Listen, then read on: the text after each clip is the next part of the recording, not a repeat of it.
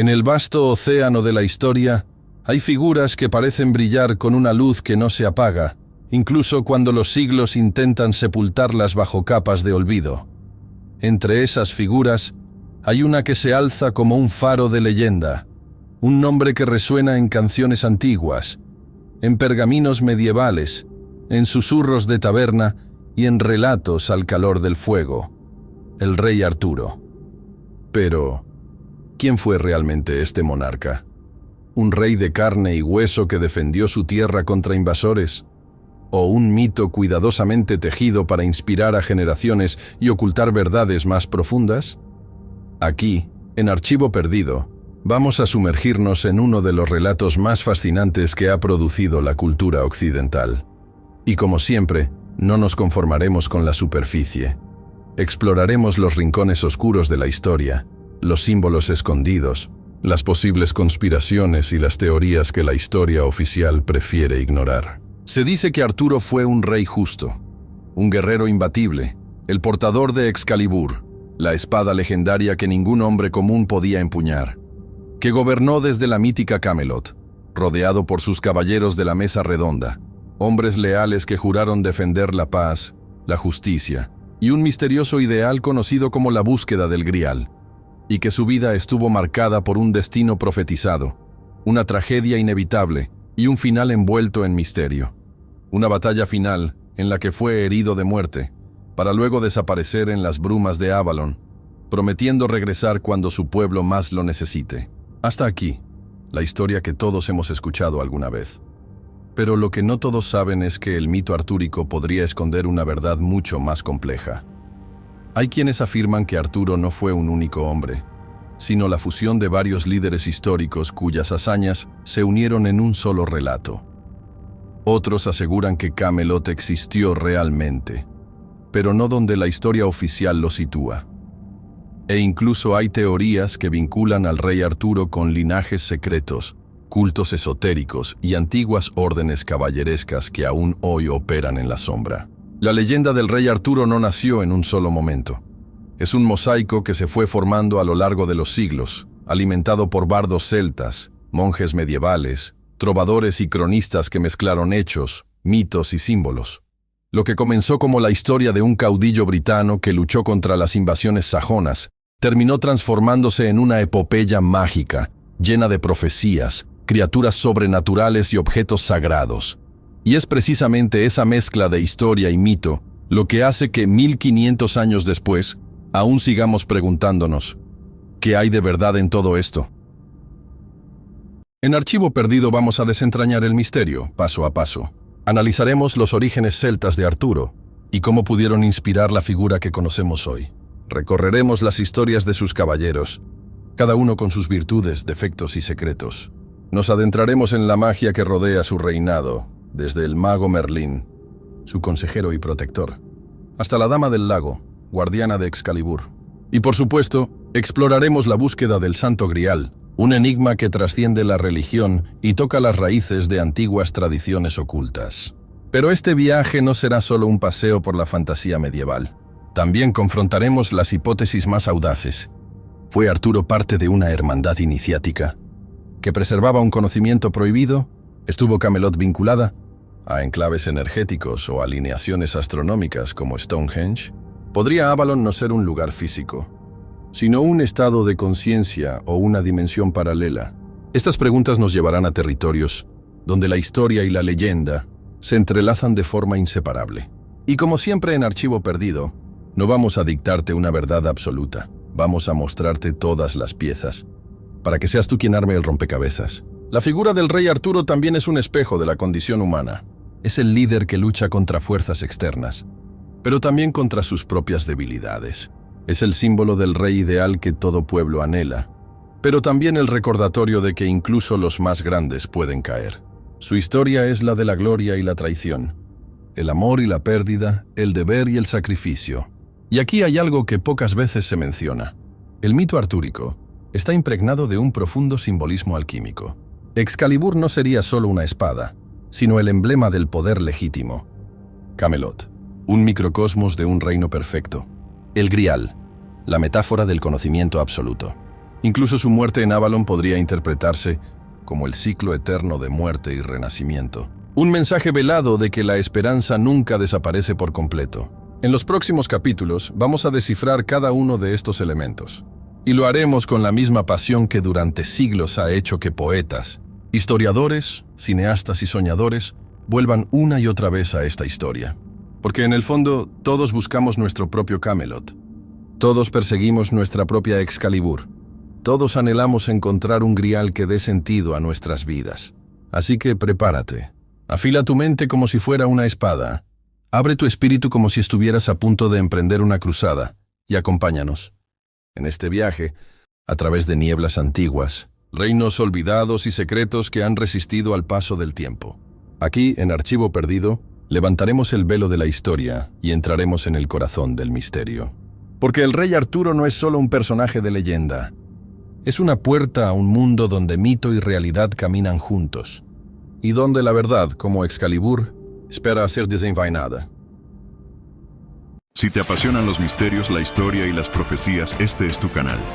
Suscríbete a Archivo Perdido, activa la campana y acompáñanos en cada enigma que el mundo intenta esconder. Lo que el tiempo ocultó, nosotros lo revelamos. Cada sombra guarda una historia. Capítulo 1. Los orígenes celtas y las primeras crónicas de Arturo.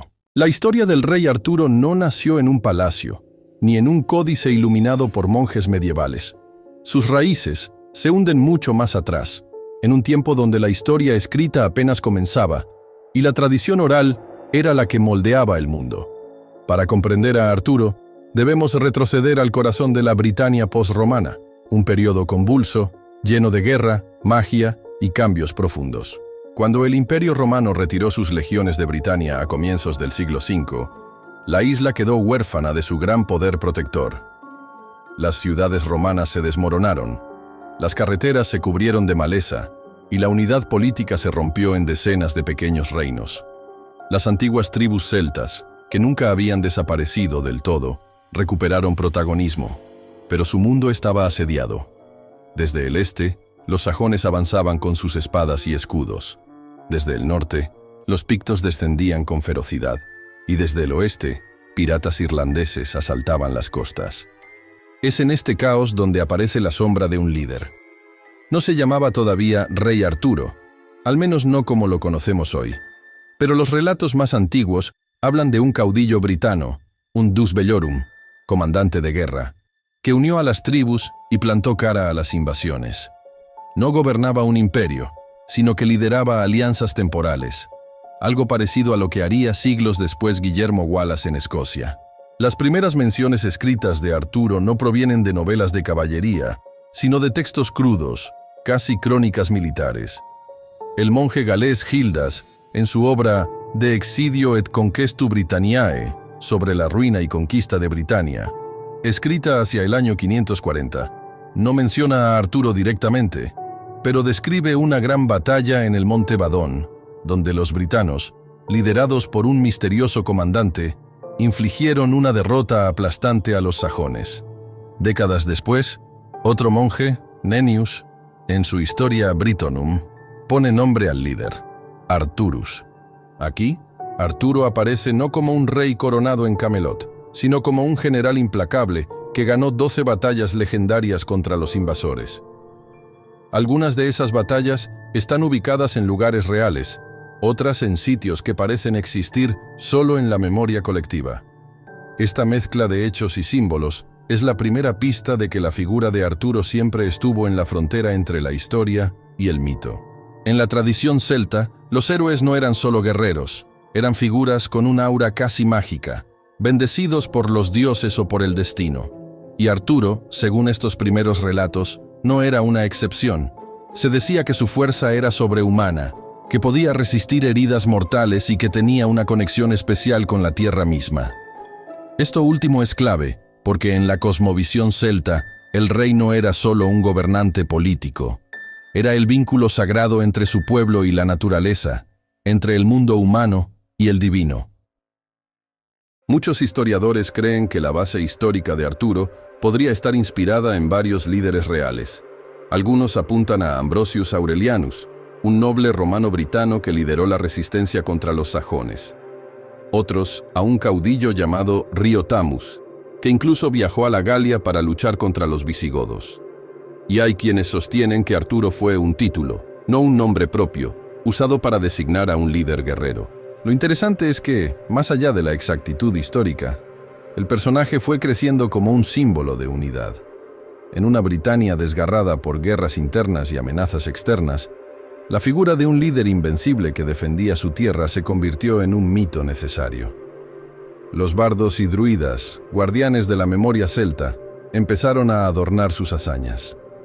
Lo que en la crónica era una simple batalla, en la leyenda se convertía en un enfrentamiento contra gigantes, criaturas mágicas o ejércitos que se desvanecían gracias a la intervención divina.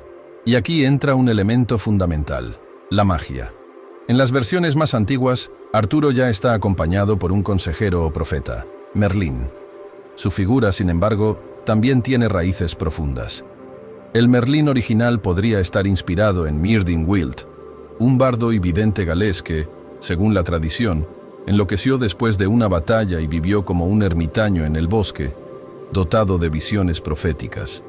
Con el tiempo, Myrddin y otros personajes similares se fusionaron en la figura del Merlín que conocemos, un mago que guía y protege a Arturo. La unión entre Arturo y Merlín no es casual. En la tradición celta, el héroe y el druida forman un binomio sagrado. El primero encarna la fuerza y el liderazgo terrenal. El segundo, la sabiduría y el vínculo con lo sobrenatural. Juntos, representan el ideal de un reino en equilibrio entre la espada y el espíritu. Pero si hay un elemento que marca el nacimiento del mito artúrico, es la espada. Las crónicas más tempranas no mencionan aún a Excalibur por nombre, pero sí hablan de un arma extraordinaria, forjada con un metal imposible de romper y capaz de otorgar la victoria a quien la portara. En culturas antiguas, las espadas no eran simples armas, eran símbolos de autoridad y, en muchos casos, reliquias sagradas. Para los celtas, un arma podía contener el alma de su portador, y la entrega de una espada podía significar la transmisión de un derecho divino. La posterior aparición de la leyenda de la espada en la piedra encaja perfectamente con este simbolismo. La idea de que solo el verdadero rey podría extraerla no es solo una prueba física, sino espiritual. Un mensaje de que el poder legítimo no se gana con fuerza bruta, sino con un destino marcado por fuerzas superiores. En este contexto, Camelot empieza a asomar, aunque no con el esplendor que la literatura medieval le otorgará siglos después. En las tradiciones tempranas, el castillo o fortaleza de Arturo podría haber sido un simple fuerte de piedra, tal vez en Cadbury Hill o en algún otro asentamiento fortificado. Sin embargo, para el imaginario popular, ese lugar se convirtió en una corte idealizada, donde los caballeros se reunían en igualdad, simbolizada por la famosa mesa redonda. La mesa redonda en sí misma es un símbolo poderosísimo. En un tiempo en que la jerarquía lo dominaba todo, la idea de que todos los caballeros, incluso el rey, se sentaran al mismo nivel representaba un ideal de justicia y equidad. Era, en cierto modo, un sueño político, adelantado a su tiempo, y aún hay más. Algunas interpretaciones modernas sugieren que la mesa redonda podría representar un círculo ritual celta, donde los druidas y líderes se reunían para tomar decisiones importantes bajo la protección de los dioses. En ese sentido, Camelot no sería solo un palacio, sino un centro de poder espiritual. El legado de estas primeras crónicas es claro. Arturo no nació como un rey de cuento, sino como un líder de guerra cuya figura fue creciendo con cada narración. Los monjes lo escribieron como defensor de la fe cristiana, los bardos lo cantaron como héroe celta, y el pueblo lo imaginó como el monarca que todos desearían tener. De esta mezcla surgiría la leyenda que, siglos más tarde, alcanzaría su forma más conocida. Pero antes de llegar a eso, debemos entender que la historia artúrica es como un río con múltiples afluentes. Algunos vienen de la tradición histórica, otros de la mitología pagana, y otros de influencias extranjeras que llegaron con los normandos. En el siguiente capítulo, veremos cómo estos elementos se entrelazaron para dar lugar a la gran leyenda medieval. Un relato donde Arturo ya no es solo un caudillo, sino el rey de Camelot, portador de Excalibur y señor de la Mesa Redonda. Capítulo 2. Camelot, la Mesa Redonda y la Hermandad de los Caballeros. Hablar del rey Arturo sin mencionar Camelot sería como contar la historia de Troya sin hablar de sus murallas. Camelot es mucho más que un castillo o una ciudad fortificada. Es un símbolo, un mito dentro del mito, el corazón palpitante de toda la leyenda artúrica. Es el lugar donde se reunían los caballeros más nobles, donde se tejían juramentos de honor y donde se tomaban decisiones que cambiarían el destino de reinos enteros. Pero, ¿existió realmente Camelot? Las primeras menciones escritas de su nombre aparecen en el siglo XII, en los romances cortesanos franceses y británicos que recogieron la leyenda artúrica. Autores como Chrétien de Troyes lo describieron como una corte esplendorosa, llena de música, banquetes y caballerosidad. Sin embargo, la ubicación exacta nunca fue fijada, y eso ha alimentado siglos de debate. Algunos estudiosos lo han buscado en Winchester, otros en Cadbury Castle, en Somerset, e incluso hay teorías que lo sitúan en el norte de Francia, lo que sugiere que la Camelot literaria podría haber sido una fusión de distintas cortes reales conocidas por los cronistas. Sin embargo, la idea de Camelot trasciende el lugar físico. Representa el ideal de un reino perfecto, justo y próspero, donde el rey gobierna con sabiduría y sus caballeros actúan como defensores del pueblo. En la narrativa artúrica, Camelot es la encarnación de un orden sagrado, un microcosmos del mundo, tal como debería ser. La Mesa Redonda, igualdad y simbolismo. En el centro de este orden estaba la Mesa Redonda. Su forma circular eliminaba cualquier jerarquía visual. No había cabeceras ni posiciones privilegiadas. Allí, todos los caballeros eran iguales ante su rey y ante la causa que servían. Esto, en un tiempo dominado por rígidas jerarquías feudales, era revolucionario. Pero como suele ocurrir con la leyenda artúrica, el simbolismo va mucho más allá de lo aparente. Un círculo, para muchas culturas antiguas, es un símbolo de eternidad, unidad y perfección. En el mundo celta, los círculos de piedra, como Stonehenge, tenían un significado ceremonial, asociado a los ciclos solares y lunares. ¿Y si la Mesa Redonda fuera una representación de este antiguo saber, transformado en un elemento cortesano para ocultar su verdadero origen? Algunos investigadores sugieren que los caballeros de la Mesa Redonda podrían representar las constelaciones, con Arturo como el sol en el centro. Esto no sería descabellado. En muchas culturas, la organización del poder seguía patrones astronómicos, uniendo el reino humano al orden cósmico. La Hermandad de los Caballeros. Los caballeros de la Mesa Redonda no eran simples guerreros. Eran una hermandad. Sus nombres, Lancelot, Gawain, Galahad, Percival, Kay, Tristán, están grabados en la memoria colectiva, cada uno con su propia historia, virtudes y defectos.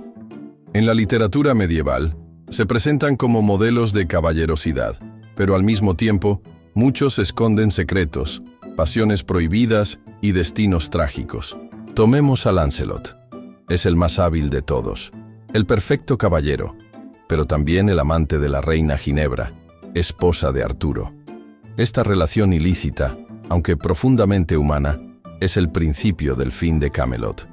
Luego está Galahad, hijo de Lancelot, considerado el caballero más puro, destinado a encontrar el Santo Grial. Y Percival, el ingenuo que, por su inocencia, también se acerca al Grial más que ningún otro. En la narrativa artúrica, esta hermandad no solo protege al reino de enemigos externos, sino que participa en misiones sagradas: rescatar doncellas, derrotar bestias sobrenaturales y, sobre todo, buscar el Santo Grial. Esta búsqueda es la máxima prueba de pureza y fe, y funciona como un filtro. Solo los dignos pueden acercarse a él. El código de honor y su trasfondo oculto. Los caballeros seguían un código de caballería que incluía valores como la lealtad, la justicia, la generosidad y la defensa de los débiles. Pero algunos estudiosos han encontrado en estos preceptos una sorprendente similitud con las reglas de órdenes iniciáticas y sociedades secretas. Por ejemplo, la idea de la igualdad en la mesa redonda, la obediencia a un líder, ungido por lo divino, y la realización de misiones que no siempre eran comprendidas por el pueblo, recuerda a las órdenes templarias siglos después. Podría ser que las historias artúricas conservaran la memoria de una orden real, anterior incluso a los templarios, que combinaba el arte de la guerra con un conocimiento espiritual reservado a unos pocos. En este sentido, Camelot sería algo más que una corte. Sería un centro iniciático, donde los caballeros no solo recibían entrenamiento militar, sino que pasaban por pruebas simbólicas para elevar su espíritu. La búsqueda del Grial podría interpretarse como una alegoría de la iluminación espiritual, donde el caballero debía purificarse para alcanzar la verdad última. ¿El papel de la reina Ginebra? No podemos hablar de Camelot sin mencionar a Ginebra, esposa de Arturo. En la tradición medieval, su belleza y nobleza eran legendarias, pero su amor por Lancelot terminó por sembrar la discordia en la corte. Desde un punto de vista simbólico, Ginebra representa la fertilidad y la soberanía. En la mitología celta, el matrimonio del rey con la diosa de la tierra aseguraba la prosperidad del reino. La infidelidad de la reina no sería solo una traición personal, sino una ruptura del pacto sagrado entre el monarca y la tierra, lo que explicaría la decadencia final de Camelot. Algunos autores sugieren que la figura de Ginebra está inspirada en antiguas diosas, celtas como Sovereignty o Rhiannon, que otorgaban el derecho de gobernar a los reyes dignos. En este sentido, su historia no sería solo un drama amoroso, sino una metáfora de la pérdida del favor divino, Camelot como reflejo de un mundo ideal, y su fragilidad. Durante los años dorados de Arturo, Camelot es descrito como un lugar de justicia, abundancia y paz. Sin embargo, su perfección es frágil. El triángulo amoroso entre Arturo, Ginebra y Lancelot, la traición de algunos caballeros y la ambición de enemigos externos e internos van desgastando sus cimientos. La llegada de Mordred, sobrino o hijo ilegítimo de Arturo según las versiones, es el golpe final. Mordred se convierte en el traidor por excelencia, el que rompe la hermandad y provoca la batalla de Camlan, donde Arturo recibe su herida mortal. La caída de Camelot es tan importante como su auge, porque la leyenda muestra que incluso los ideales más puros pueden caer por las debilidades humanas. Un modelo perdido. Más allá de la leyenda, Camelot sigue inspirando. Algunos historiadores creen que refleja un modelo político que pudo existir brevemente. Una corte donde el poder no estaba concentrado en un solo monarca, sino compartido por una élite de guerreros y consejeros. En este sentido, la leyenda sería un eco de un sistema olvidado, borrado por el feudalismo, pero que sobrevivió en forma de mito. Otros investigadores van más lejos y sugieren que la historia de la mesa redonda fue transmitida como una especie de mensaje, cifrado para sociedades secretas. El círculo perfecto, los juramentos sagrados, la búsqueda de un objeto de poder. Todo ello resuena con símbolos que siglos después aparecen en la masonería y en órdenes esotéricas. En el próximo capítulo, nos adentraremos en la leyenda de Excalibur y la Dama del Lago, explorando no solo el relato que todos conocen, sino también sus raíces en mitologías antiguas y el posible significado oculto de la espada más famosa de la historia. Capítulo 3. Excalibur y la Dama del Lago. El arma y el pacto sagrado. Entre todos los símbolos que rodean la leyenda del rey Arturo, ninguno es tan poderoso como Excalibur. Más que una espada, es un emblema, un estandarte de legitimidad, una reliquia que separa al verdadero rey de los impostores. Su historia, sin embargo, no es lineal. De hecho, existen dos versiones principales sobre cómo Arturo la obtuvo, y cada una esconde un significado diferente. La más popular es la de la espada en la piedra, una hoja clavada en un bloque que solo el legítimo monarca puede extraer. La otra, menos conocida pero igualmente fascinante, es la de la Dama del Lago, un ser sobrenatural que entrega a Arturo la espada como parte de un pacto misterioso. En algunas versiones, ambas historias se combinan. Arturo extrae una primera espada de la piedra, que luego se rompe, y es entonces cuando la Dama del Lago le entrega a Excalibur. Pero para comprender el verdadero alcance de estas historias, tenemos que profundizar en el simbolismo y en las tradiciones antiguas que las inspiraron. La espada en la piedra, prueba de legitimidad. La imagen de un joven Arturo, aún desconocido para todos, arrancando una espada que nadie más podía mover, es una de las más icónicas de la leyenda. No se trata solo de un acto de fuerza física, sino de un test espiritual. El que extrae la espada no es necesariamente el más fuerte, sino el elegido. En muchas culturas antiguas, las armas sagradas estaban imbuidas de un espíritu protector o de un vínculo con los dioses. En la mitología irlandesa, por ejemplo, la espada de Nuada, uno de los Tuatha de Danann, tenía poderes sobrenaturales y otorgaba victoria al que la portaba. En la tradición nórdica, la espada Gram de Sigurd fue extraída de un árbol por el héroe destinado a matar al dragón Fafnir. La espada en la piedra podría ser la adaptación medieval de un rito de coronación mucho más antiguo, en el que el futuro rey debía superar una prueba simbólica para demostrar que estaba en armonía con el orden divino. El bloque de piedra podría representar la tierra y la espada, el poder que surge de ella. En ese sentido, Arturo no solo se convertía en rey por herencia, sino porque había sido aceptado por las fuerzas sagradas que protegían la tierra de Britania. La Dama del Lago, guardiana de un poder antiguo. La segunda versión del origen de Excalibur nos lleva a un terreno más mágico y enigmático. La Dama del Lago es un ser femenino que habita en aguas místicas, a veces identificadas con el lago de Avalon, y que entrega a Arturo la espada en un acto que parece tanto un regalo como un pacto. El agua, en las mitologías antiguas, es símbolo de transición y conocimiento oculto. Cruzar o entrar en un lago era, para muchas culturas, un paso hacia otro mundo, el reino de los dioses o de los muertos. Que la espada provenga de ese lugar sugiere que Excalibur no es un arma común, sino un objeto liminal nacido entre mundos. En las leyendas celtas, las doncellas del agua o espíritus lacustres eran guardianas de tesoros y objetos sagrados. Muchas veces, los héroes recibían de ellas armas mágicas a cambio de un juramento o servicio. En el caso de Arturo, recibir Excalibur de la Dama del Lago podría significar que su reinado estaba respaldado por fuerzas sobrenaturales y que él era, de algún modo, su representante en el mundo terrenal. Algunos investigadores han interpretado a la Dama del Lago como una reminiscencia de las antiguas diosas celtas de la soberanía, como Coventina o Vivian, que habitaban fuentes y lagos y que otorgaban el derecho de gobernar a quienes las conquistaban o ganaban su favor. Y Excalibur y su poder. En la mayoría de las versiones, Excalibur es indestructible y otorga la victoria a quien la empuña.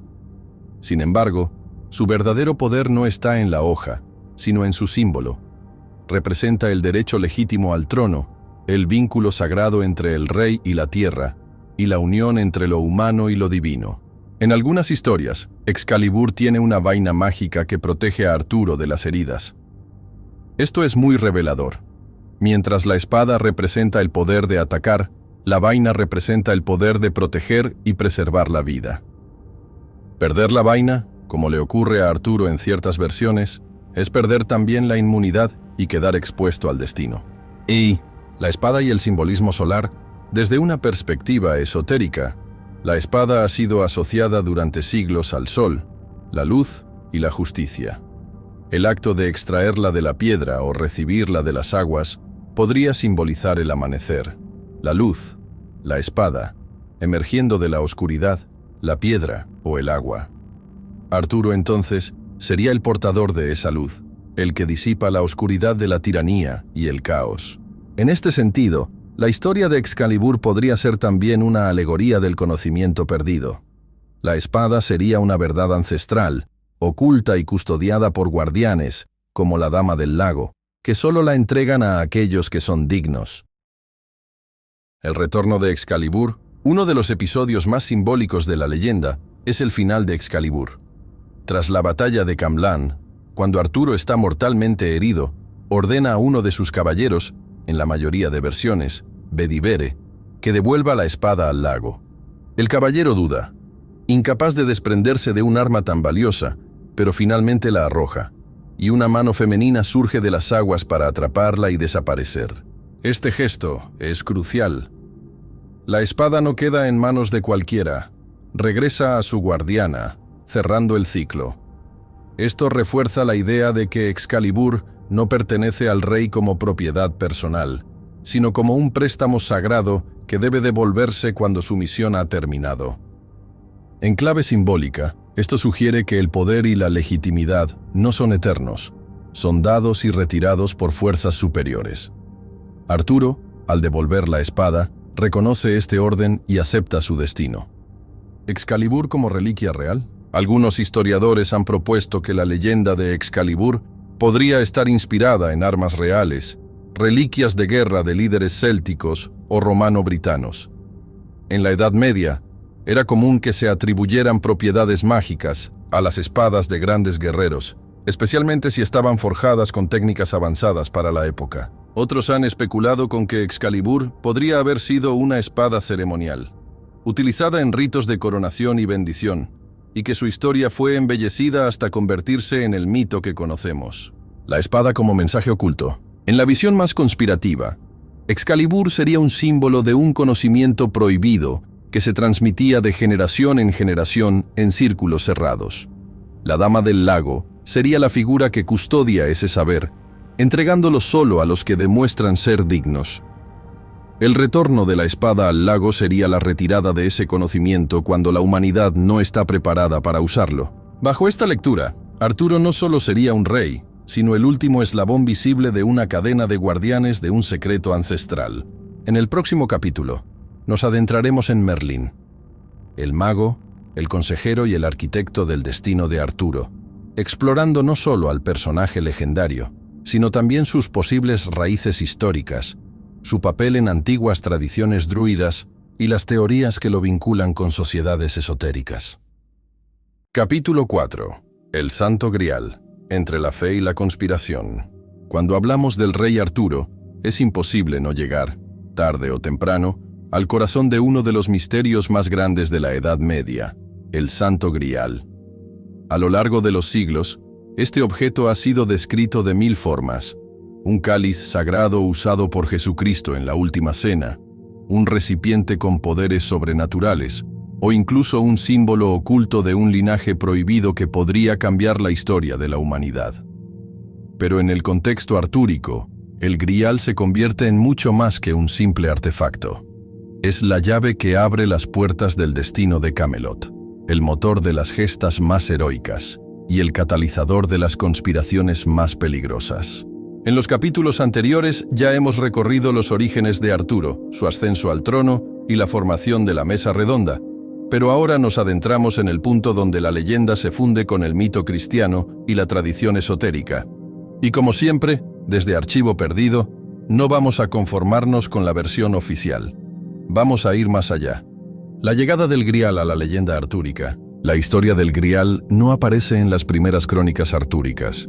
No es hasta finales del siglo XII, cuando el poeta Chrétien de Troyes introduce por primera vez este elemento en su obra Perceval, o el cuento del Grial. Pero lo curioso es que Chrétien nunca termina su historia. El relato queda inconcluso, como si estuviera dejando una pista deliberada para que otros autores completaran el misterio. En esta primera versión, el Grial ni siquiera es descrito como un cáliz de oro. Es un objeto enigmático, brillante, de origen incierto, que se presenta en un castillo misterioso custodiado por un rey herido, el rey pescador, cuyo sufrimiento está ligado al estado del reino. Solo quien haga la pregunta correcta podrá sanar tanto al monarca como a la tierra. Aquí ya aparece un concepto clave: el Grial como puente entre lo espiritual y lo terrenal, y como prueba definitiva para el héroe. El que lo busca no solo persigue un objeto, sino la revelación de un conocimiento oculto. El Grial como reliquia cristiana, en el siglo XIII, autores como Robert de Boron transforman el Grial en el Santo Cáliz de la Última Cena. Según esta versión, José de Arimatea lo habría usado para recoger la sangre de Cristo en la crucifixión, y luego lo habría llevado a Britania. Aquí la leyenda artúrica se entrelaza con la tradición cristiana, y la búsqueda del Grial se convierte en una misión sagrada para los caballeros de la Mesa Redonda. Pero aquí es donde empieza la conspiración. ¿Por qué un objeto tan sagrado y vinculado a la figura de Jesús no aparece en los Evangelios? ¿Por qué surge con fuerza en Europa justo en un momento histórico en que la Iglesia necesitaba reforzar su autoridad? Para algunos investigadores, la inclusión del Grial en las leyendas medievales fue un movimiento calculado, un relato destinado a unir las tradiciones celtas con el cristianismo, creando una historia única que legitimara el dominio espiritual de Roma sobre las antiguas tierras paganas. La misión de los caballeros y el misterio del linaje. En la versión más conocida, la búsqueda del Grial es emprendida por los caballeros más puros, en especial Galahad, hijo de Lancelot, quien representa la perfección moral. Pero en las versiones menos controladas de la leyenda, el Grial no es solo un objeto santo, sino una pista de sangre. Algunos estudiosos, inspirados por textos gnósticos y teorías como las popularizadas por El Enigma Sagrado y el Código da Vinci, han propuesto que el Grial no era un cáliz físico, sino un símbolo de un secreto mucho más explosivo: la descendencia de Jesucristo a través de María Magdalena. Según esta hipótesis, Santo Grial sería una deformación del término en francés antiguo sang real, es decir, sangre real.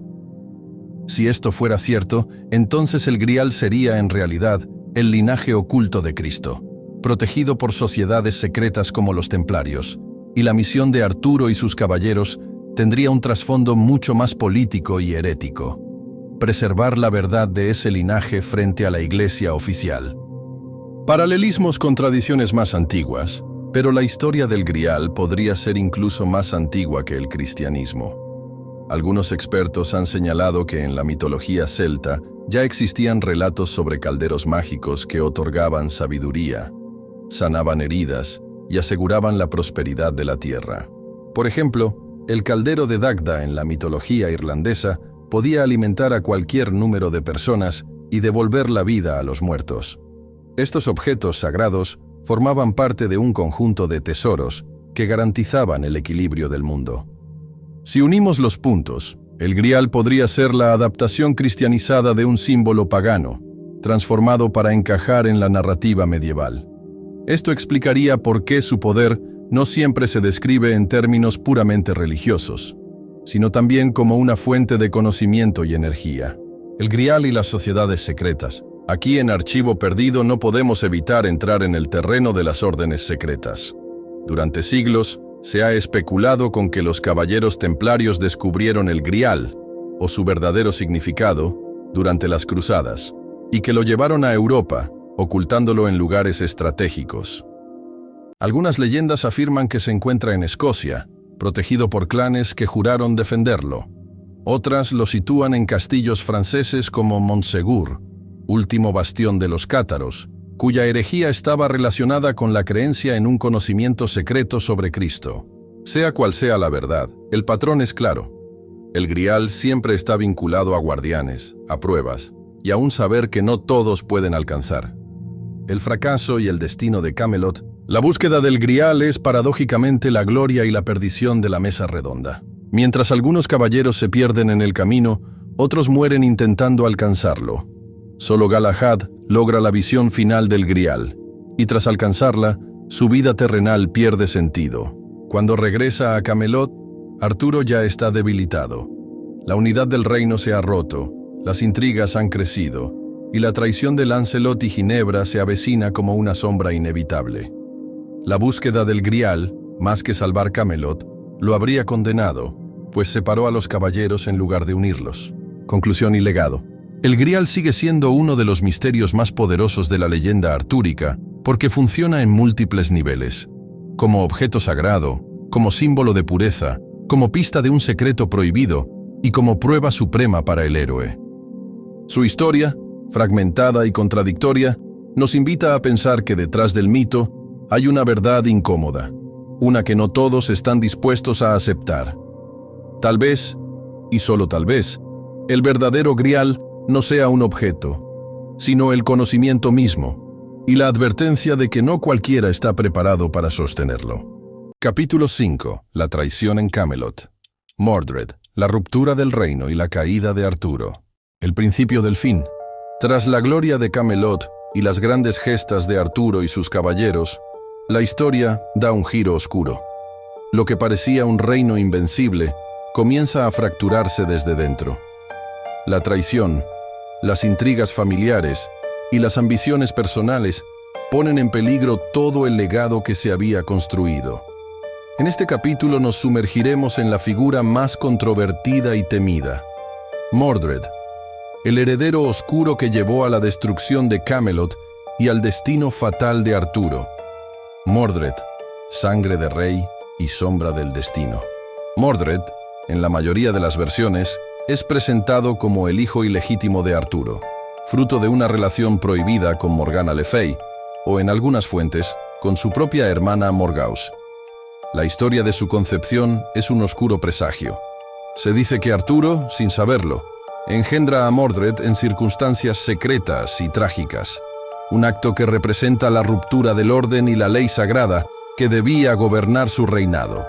Mordred encarna la sombra dentro del linaje real, el peligro que acecha desde el interior, como un veneno lento que destruye desde la raíz. Más que un simple traidor, es el símbolo de la corrupción inevitable en el poder absoluto y la manifestación de las tensiones irresolubles en Camelot. El ascenso de Mordred y la ruptura de la mesa redonda. Mientras Arturo se enfrenta a enemigos externos y mantiene la paz en Britania, Mordred crece en las sombras, ganando aliados y consolidando su poder.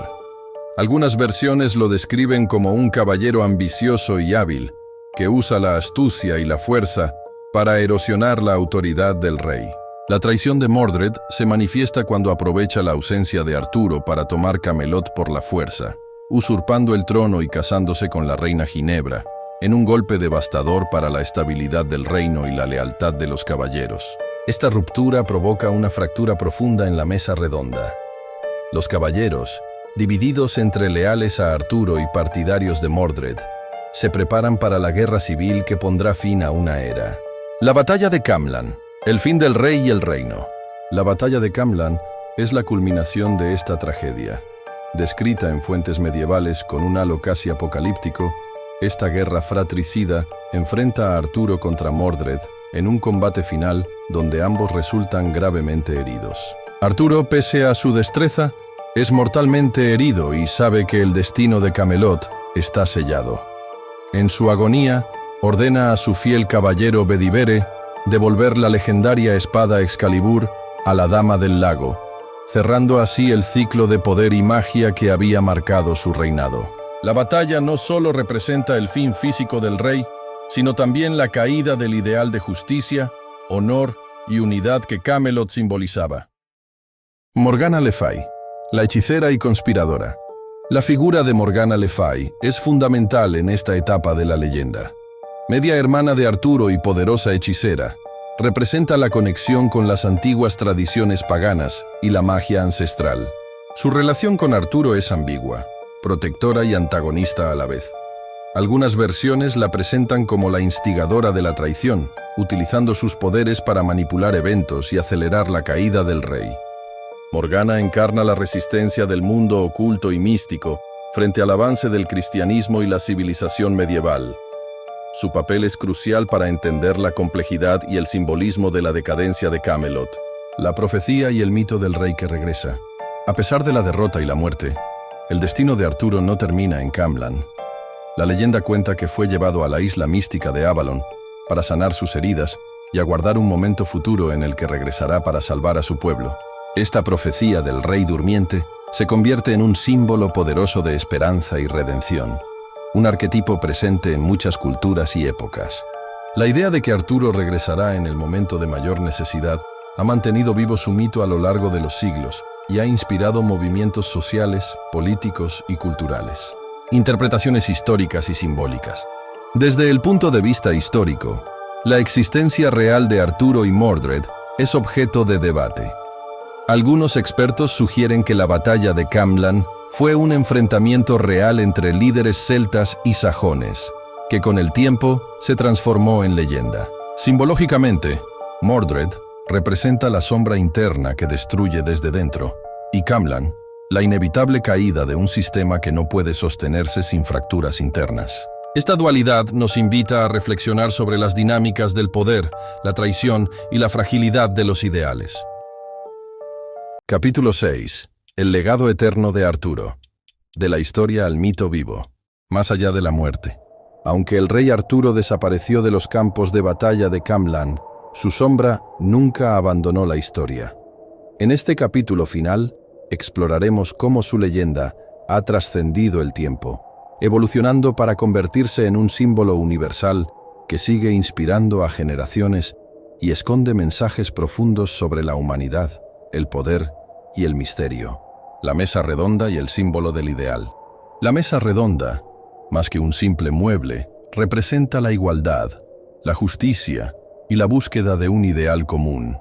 Su forma circular simboliza la eternidad, la perfección y la unión de todos los elementos. Este símbolo ha sido adoptado y reinterpretado por sociedades secretas y movimientos esotéricos que buscan preservar y transmitir el legado de Arturo como guardián de un conocimiento sagrado. Los caballeros como arquetipos universales. Cada caballero representa una virtud, un aspecto del alma humana. Lancelot, el héroe trágico. Galahad, la pureza espiritual. Percival, la búsqueda incansable. Mordred, la sombra interna. Estos arquetipos reflejan la lucha interna de cada persona, el camino hacia la integración y el equilibrio. El mito artúrico es, en esencia, una alegoría de la condición humana, influencia cultural y artística a lo largo de los siglos.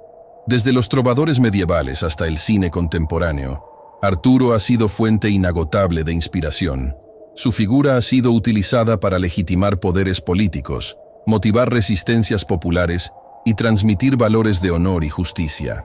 El mito se adapta a cada época, transformándose para hablar a cada generación en su propio lenguaje. Las sociedades secretas y las conspiraciones alrededor de Arturo. Diversas teorías sugieren que el linaje artúrico y el conocimiento del Grial han sido custodiados por órdenes secretas como los templarios y la masonería. Estos grupos habrían protegido enseñanzas antiguas vinculadas a la sabiduría druídica, la alquimia y la gnosis. El simbolismo del Grial y de Excalibur se interpreta como un mensaje cifrado que guarda secretos sobre la naturaleza del poder y la espiritualidad. El mito en la actualidad, un faro de esperanza. En tiempos modernos, la leyenda de Arturo sigue siendo un faro que ilumina la búsqueda de justicia, liderazgo y sentido. En un mundo complejo y dividido, su historia nos recuerda la importancia de la unidad, la valentía y la integridad. Además, el creciente interés en la espiritualidad alternativa y los misterios antiguos ha renovado la vigencia del mito, que sigue abierto a nuevas interpretaciones y descubrimientos. El rey que nunca muere. El rey Arturo no es solo un personaje histórico o literario, sino un símbolo vivo que habita en el corazón de la cultura humana. Su leyenda, con sus luces y sombras, nos habla de nuestros propios retos y aspiraciones. En Archivo Perdido hemos desentrañado las capas de esta historia milenaria para ofrecerte no solo un relato, sino una invitación a mirar más allá de lo evidente y cuestionar las verdades establecidas. Arturo sigue cabalgando, más allá del tiempo y el espacio, en la memoria y en el espíritu de quienes buscan el conocimiento y la justicia. Hemos recorrido un camino fascinante a través de los siglos, sumergiéndonos en la vida, las leyendas y los misterios que envuelven al rey Arturo. Desde sus orígenes, entre la historia y el mito, hasta los símbolos más profundos como Excalibur y el Santo Grial, hemos descubierto que este personaje trasciende la simple figura de un monarca medieval para convertirse en un emblema eterno de poder, sabiduría y misterio. Pero más allá de lo que nos cuentan los libros y las leyendas, Arturo nos invita a cuestionar lo que aceptamos como verdad. Nos desafía a mirar más allá de la superficie y a descubrir los secretos ocultos bajo las capas del tiempo y las versiones oficiales. En Archivo Perdido, ese es nuestro compromiso: desenterrar lo que la historia tradicional deja fuera, revelar lo que ha sido ocultado y abrir la puerta a la reflexión y al descubrimiento. La leyenda del rey Arturo es mucho más que un relato épico. Es un espejo donde podemos ver reflejadas las luchas humanas, la eterna batalla entre la luz y la sombra, la búsqueda del conocimiento y el poder, y la esperanza de un mundo justo y unido.